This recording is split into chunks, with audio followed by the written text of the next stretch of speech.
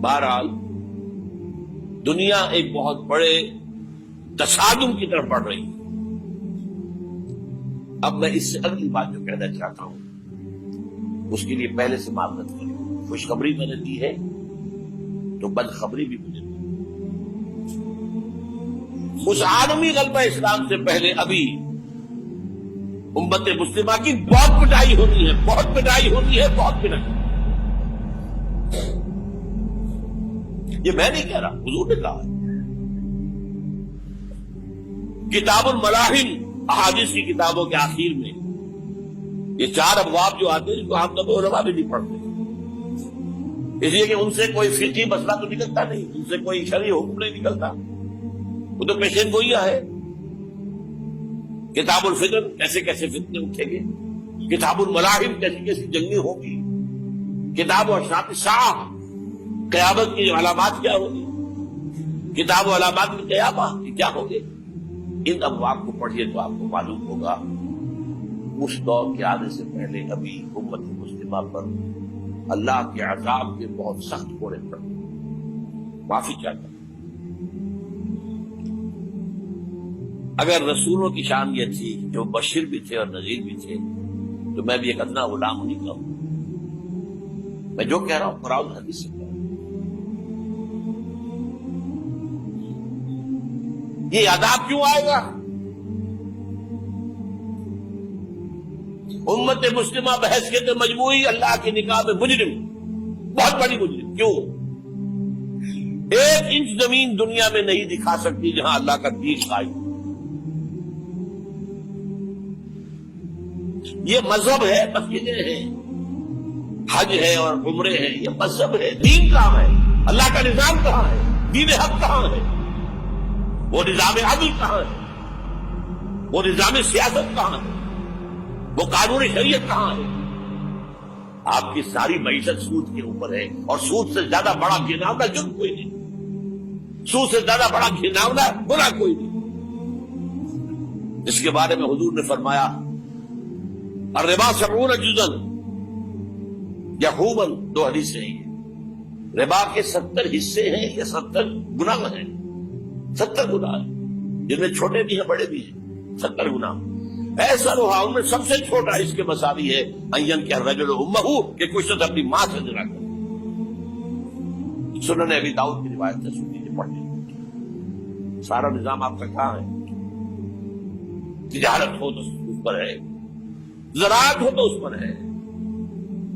بیج لیا تھا تو سودی قرضے پہ لیا تھا، اس کے بعد جو اس کے لیے کھاد خریدی تھی سودی قرضے پہ خریدی تھی، پیسٹی سائڈ خریدے تھے سودی قرضے پہ خریدے تھے.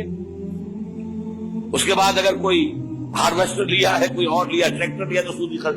سود ہر دانے گندم میں سود ہے. کوئی شخص بچا ہوا نہ میں بچا ہوا نہ بچے کوئی بچا ہوا. سارا کاروبار، ساری صنعت و حرفت، ساری حکومت، پوری حکومت، پوری قوم سود کے اندر جکڑی. ایک ایک شخص. کہاں ہے اسلام؟ آپ میری بات سمجھ لیجئے. اسلام کے 2 حصے کر لیجئے. اسلام بطور مذہب، اسلام بطور دین. اور یہ تو آپ قرآن پڑھتے ہیں، پورے قرآن میں مذہب کا لفظ تو آیا ہی نہیں ہے. حدیث کے ذخیرے میں بھی میری امکان، میری معلومات کے اندر کہیں نہیں.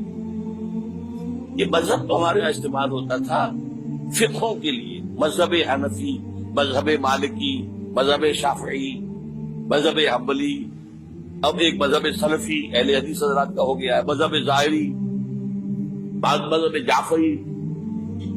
یہ فقہوں کے لیے تھا.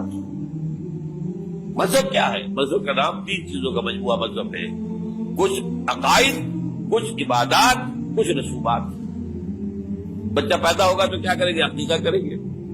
کوئی فوت ہوگا تو کیا کریں گے؟ جنازہ پڑھائیں گے، کفن دفن کریں گے. شادی ہوگی تو کیا کریں گے؟ ایجاب و قبول ہوگا، ولیمہ ہوگا. یہ رسومات. دین یہ نہیں ہے. دین ہے اللہ کا دین، اللہ کا نظام،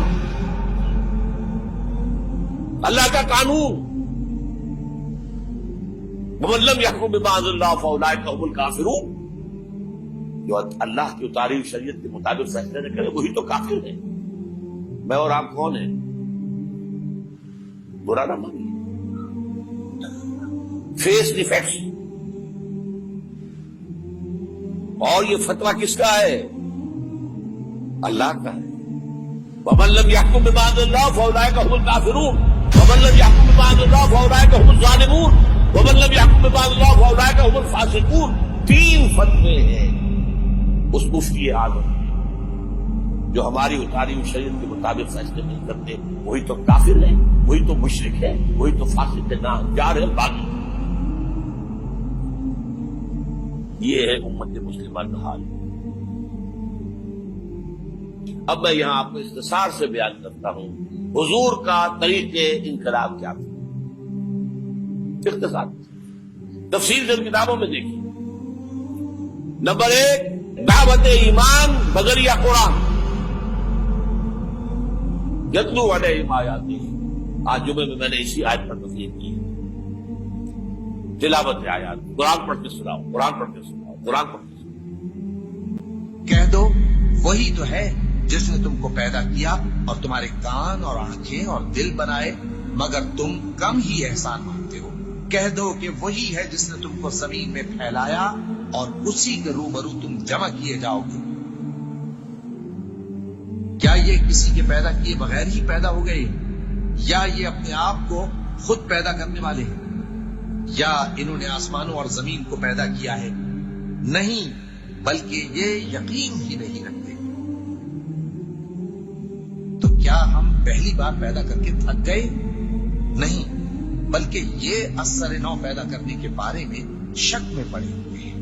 اور ہم ہی نے انسان کو پیدا کیا ہے, اور جو خیالات اس کے دل میں گزرتے ہیں ہم ان کو جانتے ہیں, اور ہم تو رگ جان سے بھی زیادہ اس کے قریب ہیں. اور کافر انسان کہتا ہے کہ جب میں مر جاؤں گا تو کیا زندہ کر کے نکالا جاؤں گا؟ کیا ایسا انسان یاد نہیں کرتا کہ ہم نے اس کو پہلے بھی تو پیدا کیا تھا جبکہ وہ کچھ بھی چیز نہ تھا؟ جو تمہارے پروردگار کی قسم ہم ان کو جمع کریں گے اور شیطانوں کو بھی, پھر ان سب کو جہنم کے گرد حاضر کریں گے اور وہ گھٹنوں پر گرے ہوئے ہوں گے. وہی زندہ کو مردے سے نکالتا ہے اور وہی مردے کو زندہ سے نکالتا ہے, اور وہی زمین کو اس کے مرنے کے بعد زندہ کرتا ہے, اور اسی طرح تم دوبارہ زمین میں سے نکالے جاؤ گے. اور اسی کی نشانیوں میں سے ہے کہ اس نے تمہیں مٹی سے پیدا کیا, پھر اب تم انسان ہو کر جا بجا پھیل رہے ہو. اس قرآن کے ذریعے سے دلوں میں ایمان پیدا ہو, یقین والا ایمان.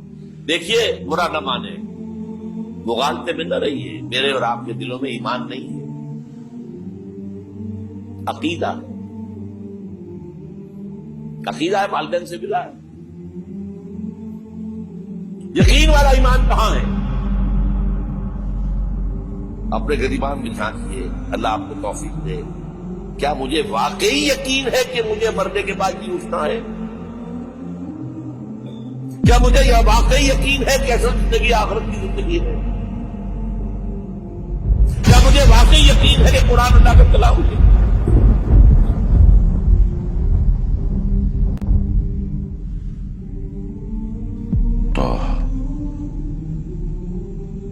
ما أنزلنا عليك القرآن لتشقى إلا تذكرة لمن يخشى تنزيلا ممن خلق الأرض والسماوات العلى الرحمن على العرش استوى له ما في السماوات وما في الأرض وما بينهما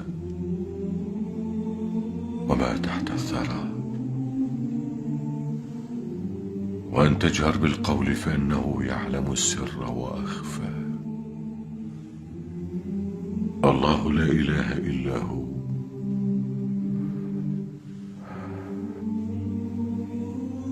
له الأسماء الحسنى. ٹٹولی اپنے دلوں کو. اگر یقین ہوتا کہ اللہ کا کلام ہے تو آپ اس کو سمجھنے کے لیے ابھی بھی نہ سیکھ سکتے. انگریزی آپ پڑھیں, اور پڑھی آپ نے ایسی کہ انگریزوں کو پڑھا دے. کیا نہیں کیا؟ پی ایچ ڈیز کر رہے ہیں, کون کون سے فنون نہیں سیکھے, ڈاکٹری. اتنی عربی نہیں سیکھی دعویٰ ہے کہ تمہارا یقین تھا میری کتاب پر، اللہ پوچھے گا تمہارا سلوک کیا تھا میری کتاب کے ساتھ، تم نے پڑھا اس کو، سمجھا اسے سمجھنے کے لیے عربی سیکھی؟ تو تم جھوٹ بول رہے ہو، تمہارا کوئی ایمان نہیں تھا میری کتاب پر۔ ما آمن بالقرآن من استحل محارمہ، جنہوں نے سود کو اپنے پورے نظام کی جڑ بنیاد بنایا ہو، ان کا ایمان کوئی ہے لا پر؟ حضور فرماتے ہیں کہ جس شخص نے حرام کسی شے کو اپنے لیے حلال کر لیا اس کا کوئی ایمان نہیں۔ دوبارہ آج بھی کرنا ہے تو دوبارہ ایمان پیدا کرنا ہوگا، ایمان، عقیدہ نہیں، ایمان، صرف لپ سروس نہیں، اقرار باللسان نہیں، تصدیق بالقلب۔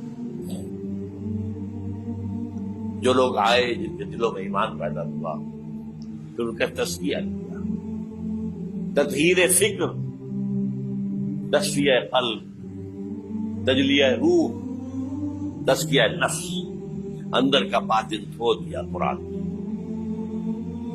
جو بجا در رفت جہاں دیگر شمس، جہاں جو دیگر شد جہاں دیگر شمس۔ یہ قرآن جب کسی انسان کے اندر اتر جاتا ہے، اس کے اندر کی مکمل اوور ہالنگ، مکمل صفائی، دماغ کی صفائی غلط نظریات سے، دل کی صفائی غلط نیتوں سے، غلط ارادوں سے،